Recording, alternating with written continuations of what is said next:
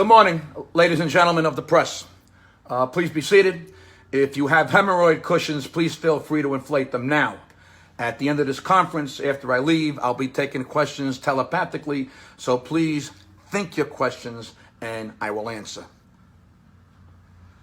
Let me just say this. For a team that has a record-breaking amount of injuries, we are holding it together pretty nicely.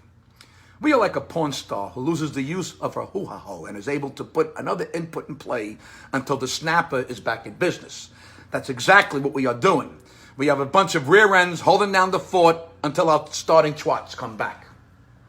I'd like to personally point out a couple of bright spots. We have a kid named Gio Urshela. This kid was hiding in the Cleveland and Toronto organizations until Cashman snapped him up. This kid plays a great defensive third base, and he's been clutch and consistent at the plate.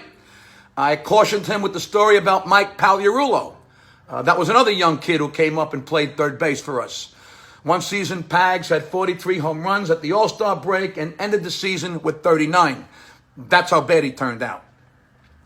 LeMahieu was also a great pickup in the offseason. Again, you got to give Cash credit. This is a second baseman who has proven he can hit like a major leaguer in the past, and he has this season. Urshela is hitting 360. LeMahieu is hitting 330. These two are a big reason why we are where we are. And in all honesty, Voit, Sanchez, Torres, and Gotti, everyone really has been doing what we need to stay in this thing until the big boys come back.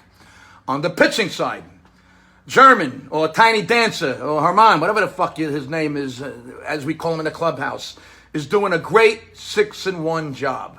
2.3 ERA, lots of strikeouts, not too many walks, solid as a rock. All in all, the pitching is doing okay across the board, and this is another reason why we are hanging in there during this very difficult time.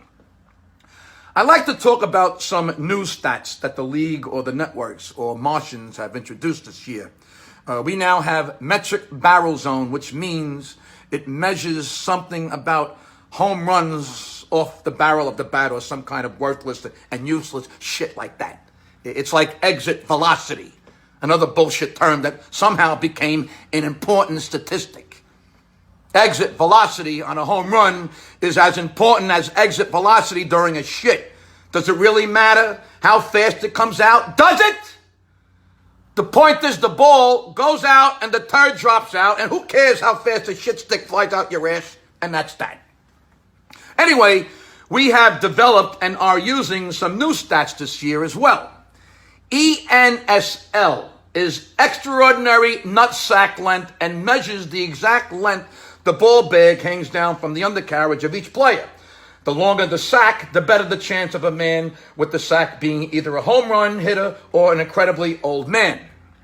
We have GBV, is the goo blast velocity, which measures the speed and the force that a bean is snapped from the meat stick. Frazier had a GBV on a blown load that went 12 lockers down and broke a mirror. That's white thunder. SMF stands for smell my finger, which tells us how much sleep a player got the night before, which can help us put the freshest players on the field. The scents range from talcum powder on one end all the way down to a rotten flounder in a full porta-john on a hot summer day. And the clubhouse attendants are using the RRR, which is the rectal rat tail roar. We call it the triple R, which is simply the decibel level of a player makes when he's snapped by a rat tail right after a shower when his buns are moist and sensitive. Right now, Voit holds the triple R after snapping CC in that big meat box on May 3rd. CC screamed at 142 decibels, which is just slightly quieter than a jet plane at takeoff. Okay, we have Seattle again tonight. The front office people told me recently that Seattle stands for shit-eating asswipes, too troubled to love eggs. For what it's worth, I believe that. They have kikuchi. We have lasagna. It sounds like a battle between a Japanese and Italian chef. Anyway, I told lasagna, just fucking pitch like a fucking major league pitcher. I mean, what else is there to say? Gabish? And that's that. Go next door, go get some food, go roam around the house next to the house that Ruth built, and dream about being able to be a major league player, which you will never be because you're all chubby-fingered fat asses who sit around all day and bang on typewriters like little fucking baby monkeys. And that's that. Let's go, Yankees.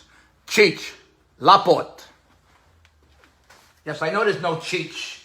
I'm quoting The Godfather. Just fucking print it, you fucking Momo. Give me that.